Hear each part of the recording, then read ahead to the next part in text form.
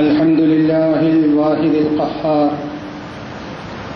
العزيز الغفار غافر الذنب وقابل التوب شديد العقاب ذي التوب لا إله إلا هو إليه المصير نحمده حمدا كثيرا طيبا مباركا على كل حال اللهم صل على محمد وعلى آل محمد كما صليت على إبراهيم وعلى آل إبراهيم وبارك على محمد وعلى آل محمد كما باركت على إبراهيم وعلى آل إبراهيم إنك حميد مجيد أما بعد فإن خير الكلام كلام الله وخير الهدي هدي محمد صلى الله عليه وسلم وشر الأمور محدثاتها وكل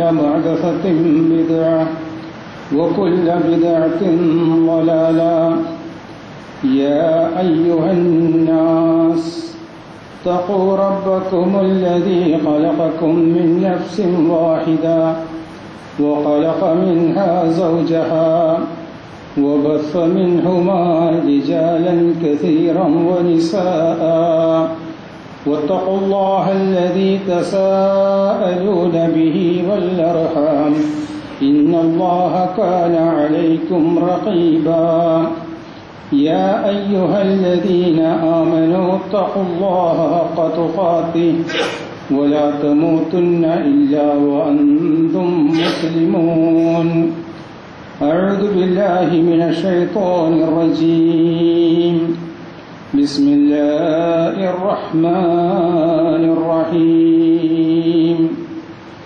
إن الشيطان لكم عدو فاتخذوه عدوا إنما يدعو حزبه ليكونوا من أصحاب السعير. പ്രിയമുള്ള സത്യവിശ്വാസികളെ, വിശ്വാസിനികളെ, സർവശക്തനായ അള്ളാഹുവിനെ സൂക്ഷിച്ചുകൊണ്ട് അവൻ്റെ വിധികളും വിലക്കുകളും പരമാവധി ജീവിതത്തിൽ പാലിച്ചുകൊണ്ട് മുന്നോട്ട് പോകണമെന്ന് ആദ്യമായി എന്നെയും തുടർന്ന് നിങ്ങൾ ഓരോരുത്തരെയും ഉണർത്തുകയാണ്. ഒരു ശത്രുവിൻ്റെ ആക്രമണത്തെക്കുറിച്ച് സദാ ബോധമുള്ളവരും ജാഗ്രത പുലർത്തുന്നവരുമാണ് മനുഷ്യരെല്ലാവരും. സ്വന്തം വീടുകളും സ്ഥാപനങ്ങളും കൃഷികളുമൊക്കെ മതിലുകളും വേലികളുമെല്ലാം കെട്ടിക്കൊണ്ടും കാവൽക്കാരെ നിയോഗിച്ചുകൊണ്ടും നമ്മൾ സംരക്ഷിക്കുന്നു.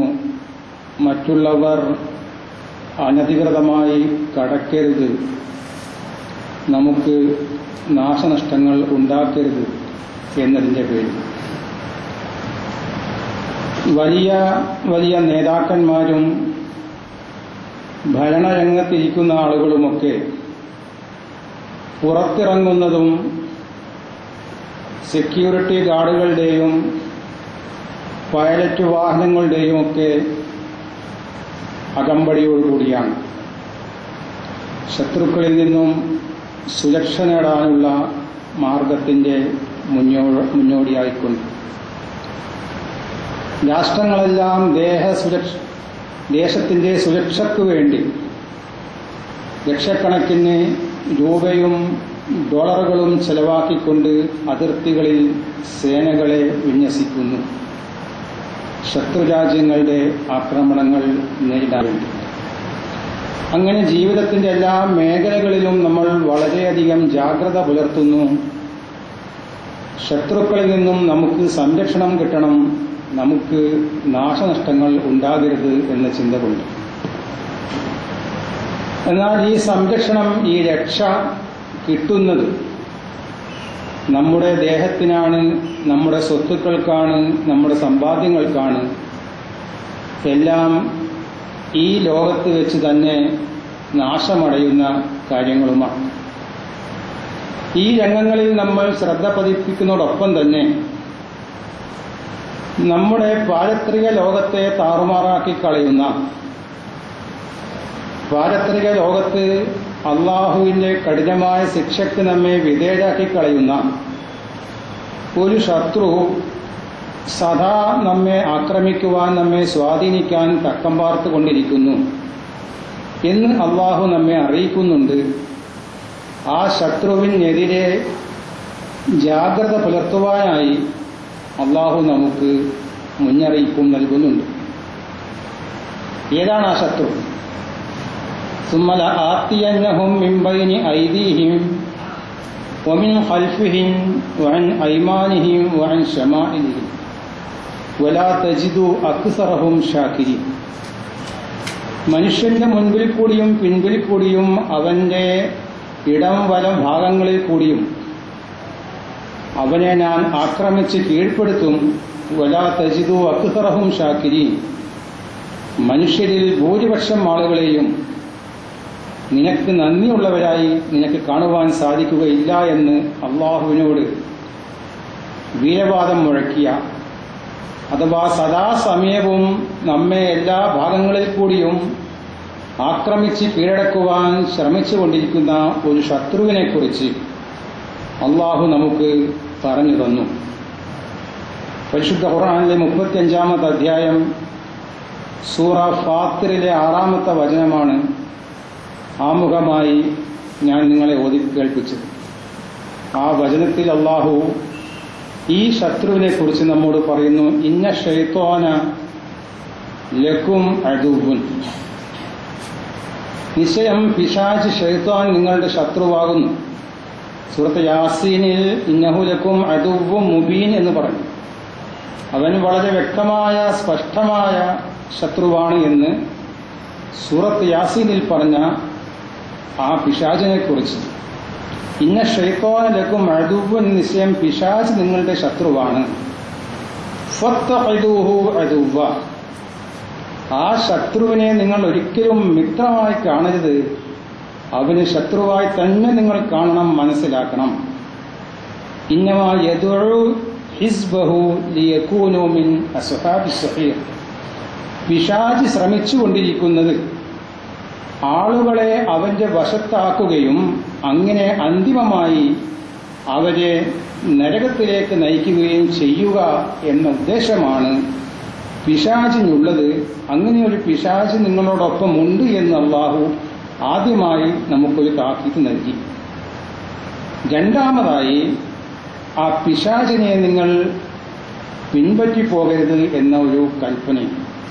അത് വിശ്വാസികളെ വിളിച്ചുകൊണ്ട്, യാ അയ്യുഹല്ലദീന ആമനു ലാ തത്തഖിദു ഖുതുവാത്തി ശൈത്വാൻ. വിശ്വാസികളെ, ഇപ്പം ആദ്യം ഒരു പിശാചുണ്ട്, ഒരു ശത്രുവുണ്ട്, സദാസമയവും നിങ്ങളെ ആക്രമിച്ചു കീഴ്പ്പെടുത്തുവാൻ ശ്രമിക്കുന്ന ഒരു ശത്രു നിങ്ങളോടൊപ്പം ഉണ്ട്.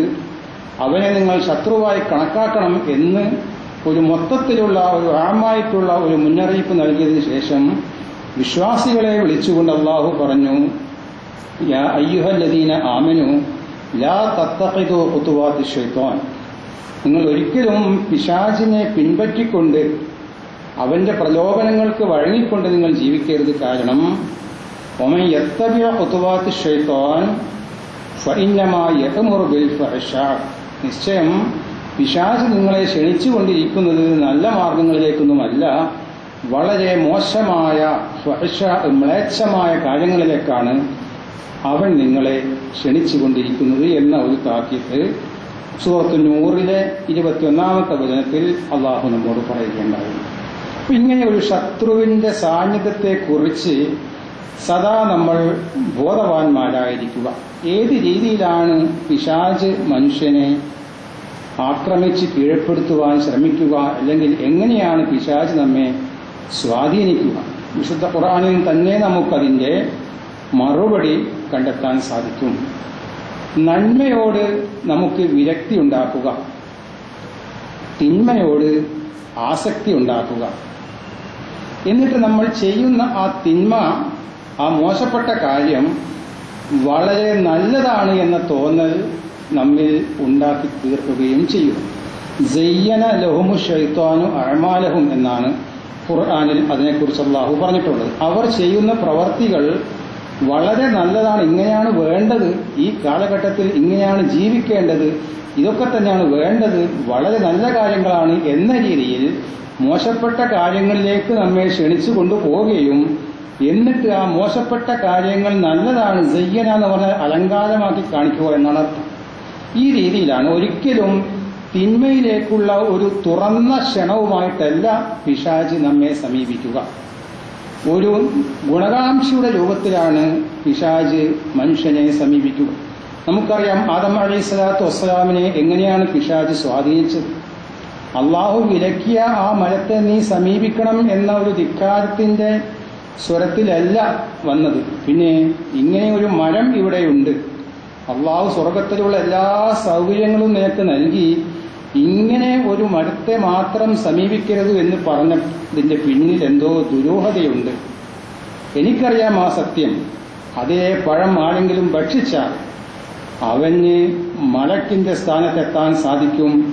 ഒരിക്കലും സ്വർഗത്തിൽ നിന്നും പുറത്തു പോകേണ്ട ആവശ്യം വരികയില്ല. ഞാൻ നിർബന്ധിച്ച് അള്ളാഹു നിരോധിച്ച ഒരു കാര്യം ചെയ്യാൻ